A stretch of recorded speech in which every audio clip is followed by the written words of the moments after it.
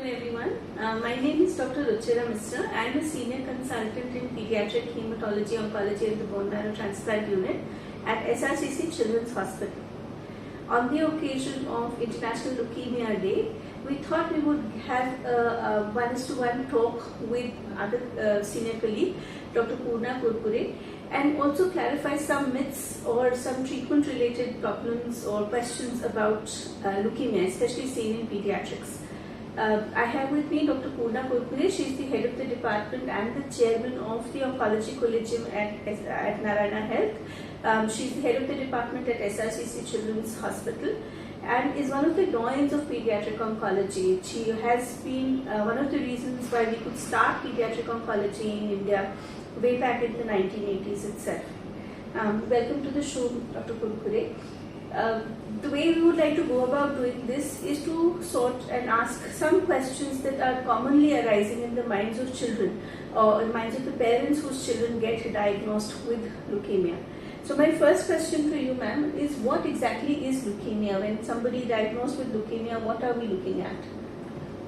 Leukemia, which is in a colloquial language is known as a blood cancer, is basically a malignancy of the blood forming tissue, which is called as a hematopoietic tissue in the bone marrow. This is located in the bone marrow, and there is an uncontrolled multiplication of the white cells.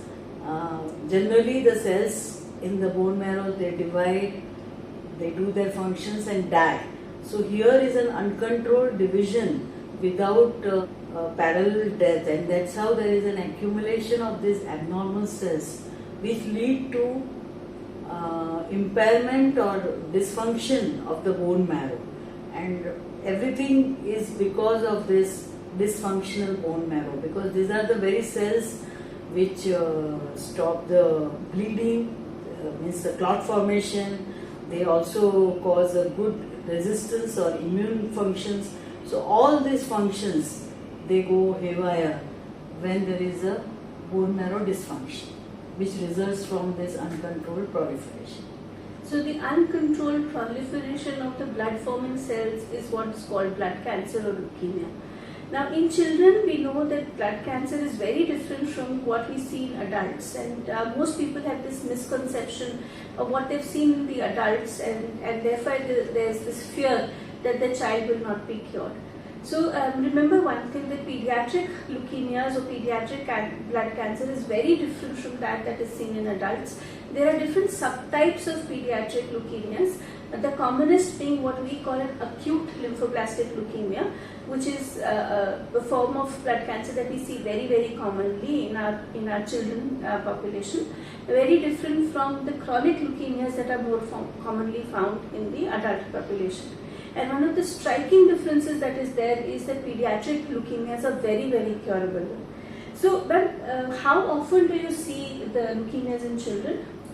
As you have already mentioned, leukemia is the commonest malignancies in children, and we divide the cancers in children into a so-called liquid tumors and solid tumors, and they are almost equal existence. That is, the liquid tumors form the 50%, and of this 50%, almost 30 to 35%, 1/3 of all malignancies are blood cancer. And in this 1/3, means if we are looking at India, where we expect or anticipate around 60,000 new childhood cancers every day, depending on our population and incidence rate, approximately 20,000 children are supposed to be diagnosed with blood cancer, and 80% of them, as you have very said rightly, are acute lymphoblastic leukemia, which is the commonest. So 80% of this population will be acute lymphoblastic leukemia, and that is how lay people know blood cancer. So the normal signs and symptoms that we see for blood cancer are generally you have fever. Now with children, the fever may not be of a very long duration also. So you may have fever just for about a week or so. In some cases, yes, when your pediatrician cannot find the cause for fever, he will ask for a bone marrow and then we pick up the cancer. But fever is a very common symptom that we see with blood cancer. Also, a lot of our children present either with a very high white cell count or a low white cell count, which is the different forms, the subtypes. It helps us to diagnose which kind of blood cancer we are dealing with. And another very common symptom that we see is bruising or bleeding from different points. So your child may actually bleed from your gums, may have a nosebleed, or may have bruises on his body in not the common parts of your body. So the shins are a common area, but say he develops bruises on your hands or on the tummy, abdomen area or around the eyes, this should be a red flag to get the child investigated for this.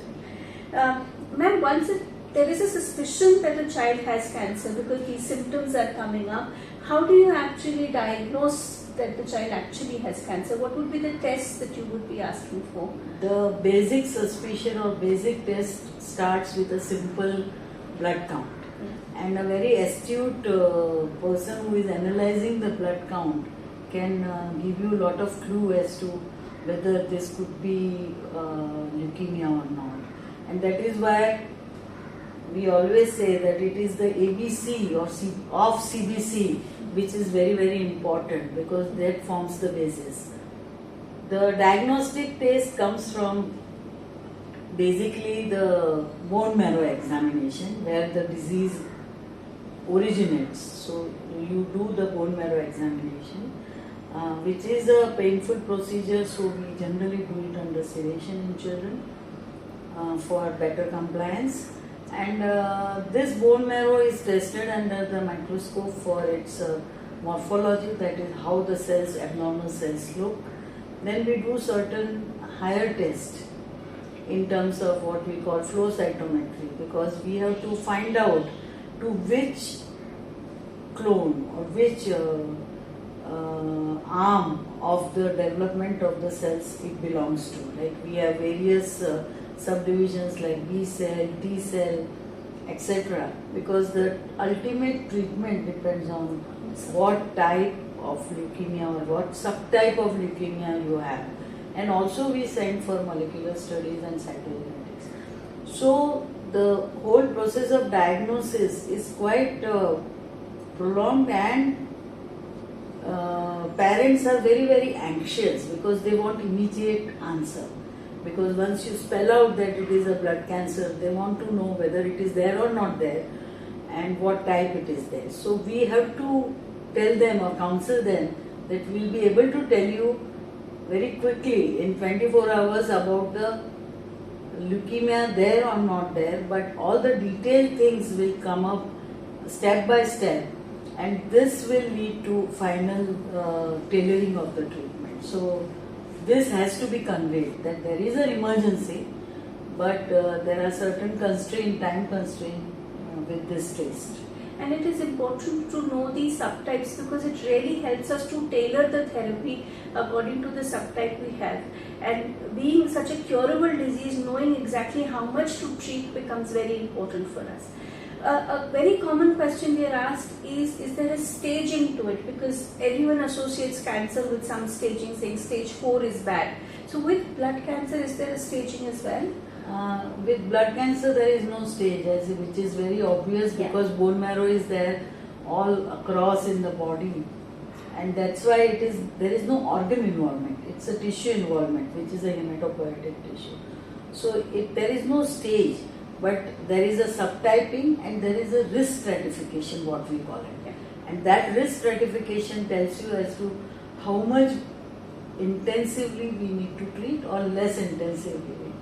Because we don't want to overdo something or underdo something. Because the first treatment, appropriate treatment, is the best treatment that you can ever give to the child. And the first chance is the best chance.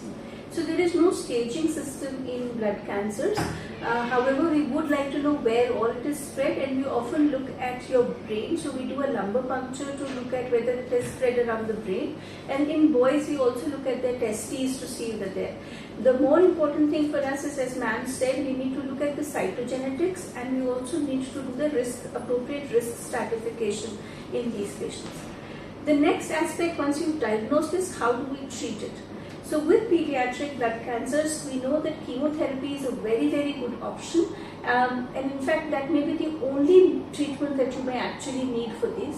The treatment is a bit prolonged. It generally goes over about 2.5 years. And unlike the solid tumors, the way we do it is we don't have cycles of chemotherapy, but we keep giving intensive chemotherapy for about 6 to 9 months. And then we give a very long period of about 1.5 years of small maintenance therapy, which is easy therapy. So the total duration would be about 2.5 years of this. Ma'am, my question to you is, since it's such a prolonged therapy, what are the costs factors involved in them, and will that become a hindrance to get treatment for these cancers? This is a very, very important question that you have asked, because this bothers every parents. They are all aware, they have already heard about it, that the blood cancer treatment is very, very costly. And it is a fact that it is a costly treatment. It is not the cost of the chemotherapy drugs alone which is costly, because there are many admissions required for non-treatment related, treatment related complications also. So they require blood products like platelets, also the antibiotics, because they are very much prone to infection and they can have life-threatening infections.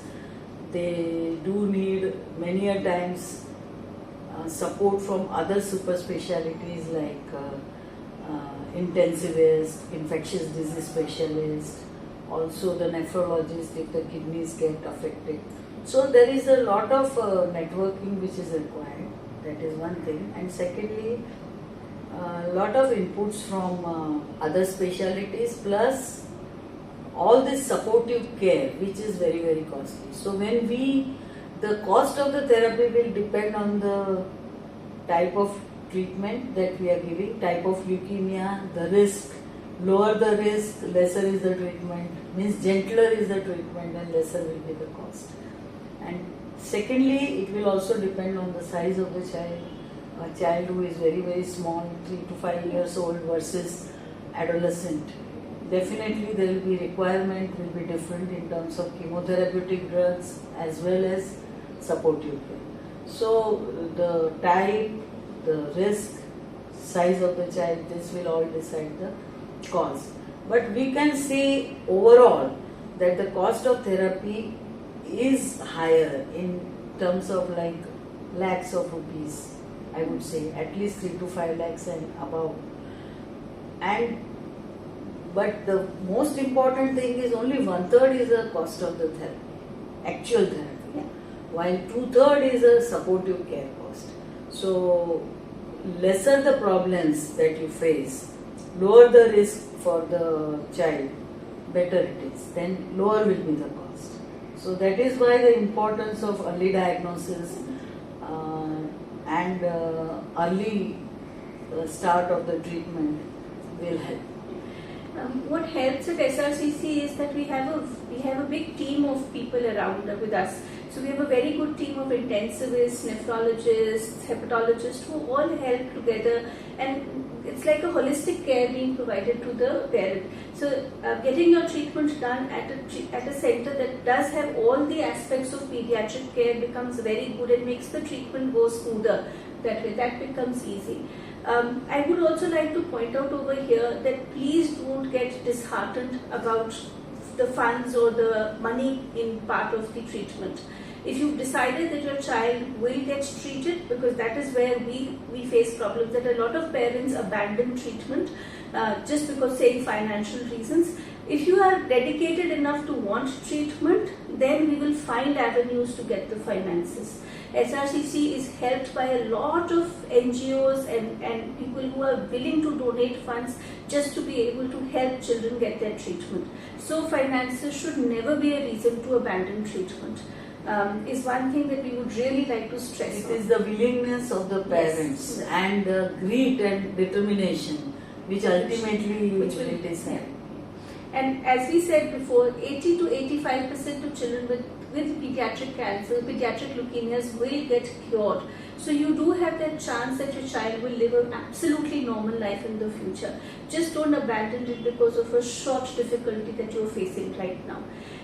Talking about difficulties, the children do go through a lot of problems, including the side effects, and as ma'am said, that there are a lot of supportive care needs that are there. So after you've given the treatment, the chemotherapy, they do have some side effects. The commonest side effect being you lose your hair, you might get mouth ulcers, you may need blood transfusions, or you get fever and need admissions for those. But these are short-term side effects. They're not long-term side effects at all. And once the treatment's finished, these will recover. These side effects will recover. Ma'am, a question to you is, it's only when you give radiotherapy, and very few children need radiotherapy, that you may have some long-term effects that we are looking at.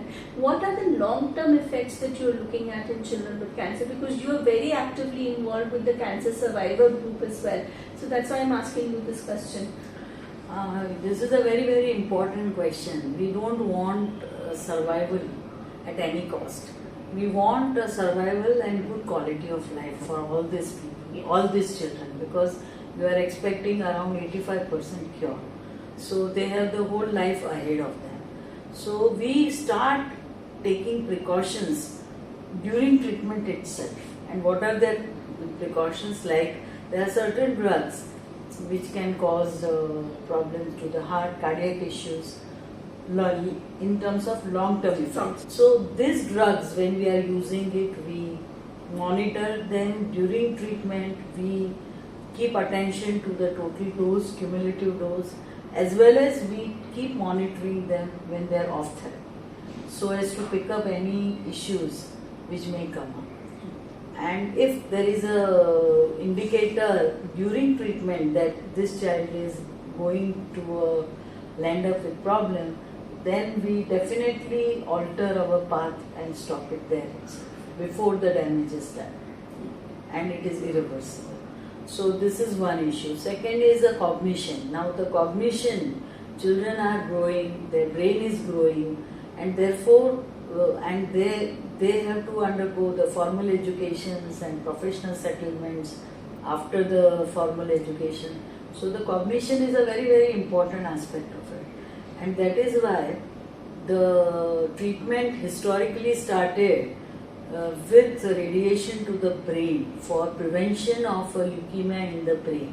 Because historically when the treatment was given for leukemia, they observed that 70% of the children, they failed in CNS. And that's why it was considered that this disease is always there. Even if you do LP, you do any diagnostic test and you are unable to document it, still it is there and you need to treat it. Now, when you use radiation, it has definite damage. And this was soon recognized in 80s and 90s. And that is how to replace it, gain the benefit of treatment and prevent CNS disease, as well as see that you don't cause cognitive problems. And there came many concepts, and nowadays we have moved away from radiation to the brain in most of the situations. Which is why I actually didn't mention it when we were discussing the treatment. It's only a very few subset of children that will actually need radiation therapy now. And we kind of moved away from radiation completely now. And the other most important thing which parents are worried about, the fertility issue, because ultimately these children, when they grow up, these issues will come up.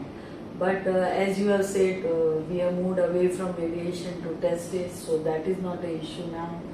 Also, these children, when they receive these drugs, except for the high-risk patients who really receive many other strong drugs, most of them, they receive very gentle treatment, and these have no long-term implications for the fertility. Particularly this occurs in a very young children, and at that time their gonads are also quite in a quiescent phase, and it doesn't affect. And that is one thing which is good as far as the fertility is concerned. We've been able to Cardiac and other endocrine issue. The same was the problem with the growth hormone deficiency when the radiation was used. Nowadays you don't see that also because we are not using radiation. Otherwise they would have a stunted growth. However, we are still using a lot of steroids, and that has a very adverse effect on the bone health. And that is why we need to monitor these children for bone health with DEXA scan and see that whenever required we give them the supplements as and when needed. So these preventive measures generally should take care of all the aspects, and they should grow normally and be the normal members of the society. So just a word of caution, as ma'am mentioned, steroids are one of the backbones of treatment for pediatric leukemias, and steroids may be used for other treatments also. So you may have a bad asthmatic attack and your doctor may want to give steroids as well. But if your symptoms are suspicious for a leukemia, then please try and avoid steroids till the time we finish the diagnostic workup. Another question that is often very commonly asked for us is, do we need to change the blood of the patient itself? Because a lot of people are already aware about bone marrow transplants. Now, as a bone marrow transplant physician, I can very safely say that chemotherapy is one of the best options that is available for pediatric leukemias, and we know that we really don't need to go into that side of treatment, so bone marrow transplants, unless the child relapses, and that also if it's an early relapse, which means that the disease comes back while on treatment or within a very short time after just finishing the treatment. So if it's a late relapse, we may actually get away just with chemotherapy again. So bone marrow transplants is currently not offered to children with leukemias. Again, a very big difference from the adult cancers, where bone marrow transplants are still very, very commonly used in adult leukemias.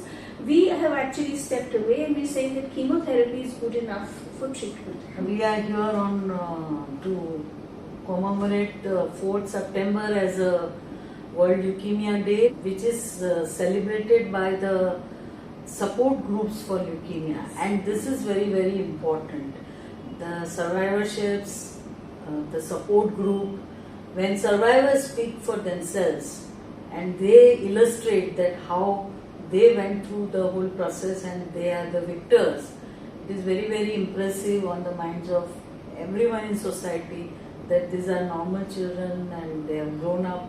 So it's a delight to see them growing up and being productive members of the society. So today I would say that on a World Leukemia Day, we really salute those victors. Yes. And for us, every patient is a fighter, a very brave soldier for us. And those who cross this thing, they win the battle, they become our ambassadors. So they help to tell the world that yes, pediatric cancers are actually curable. Some people often ask us, how can we help? But there are lots of ways you can help us. One, you could volunteer to come to the wards and sit with the children who are undergoing therapy. So talk to them, engage them with art and craft activities. The second way is show them solidarity when they come to school. So if there's a child who has cancers coming to school but without hair, you should just show solidarity and empathy for them. And 3, you can always donate, both financially as well as physically in terms of time. That would really help us out. So it always takes a village To treat a child with cancer, and we are all together in this journey. Thank you so much for hearing us today, and once again, if you have questions, we'll be very happy to answer them.